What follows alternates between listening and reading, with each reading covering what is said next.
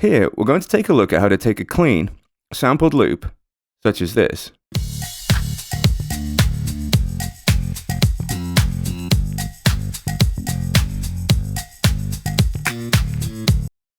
and turn it into the kind of crunchy loop we associate with early hip-hop, like this.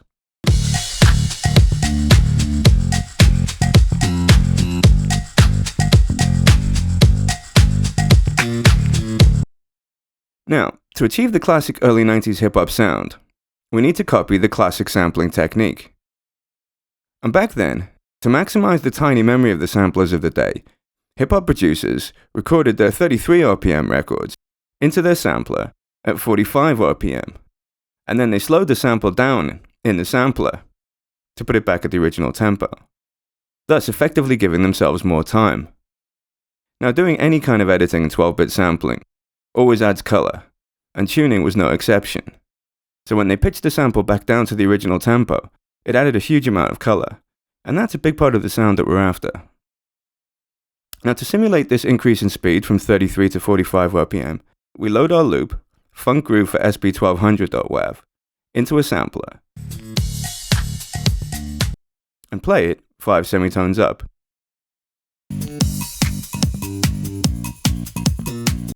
Which is roughly equivalent to playing a 33 RPM record at 45 RPM. Before we actually do the next step, we just wanted to point out that we've left a little bit of music at the start and the end. And that's because another key aspect of the SP1200 was its rough start and end point selection system. In fact, the maximum editing resolution, even with the fine control, was in 25 sample chunks, which naturally made for looser loops in the finished product. Okay, so next we add D16's Decimort, which is an excellent old-school sampler simulating bit crusher. And on that, we use the SP1200 preset to reduce the bitrate down to 12.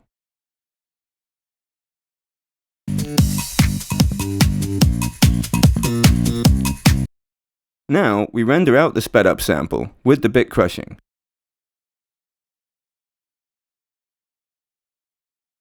We then put this sample back into a sampler and play it down 5 semitones again, back at the original tempo, but with all the coloration you get from tuning a sample in a 12-bit sampler. And this is just what those hip-hop samplers did. Now we need to create a loop. But to be authentic, it has to sound loose, like it would on an SP1200. And to do this, we set our start point by ear, with the waveform zoomed out. And to create the loops themselves, we draw in 2 4-bar MIDI notes to re-trigger the sample. Now, if we want to change the tempo of the sample, we simply raise or lower the playback pitch and adjust the tempo to fit the loop length. And if we want to be really authentic, we should stick to tenths of a BPM, because that's the maximum tempo resolution the SP1200 offers. Finally, let's contrast the sound without this technique.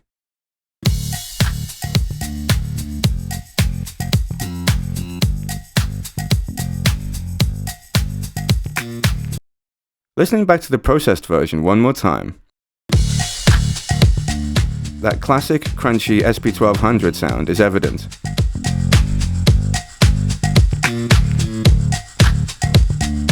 In particular, the snares have that squelchy edge, which is an iconic trait of much early hip-hop.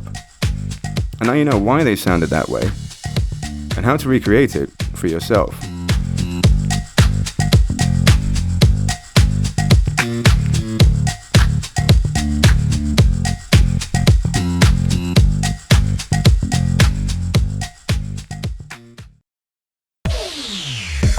Download over 30 exclusive plugins. Get hundreds of pro-quality samples and power up your production skills with in-depth tutorials. We break it down for you step by step, and you'll see exactly how it's done in expert video guides and producer masterclass sessions with pro producers.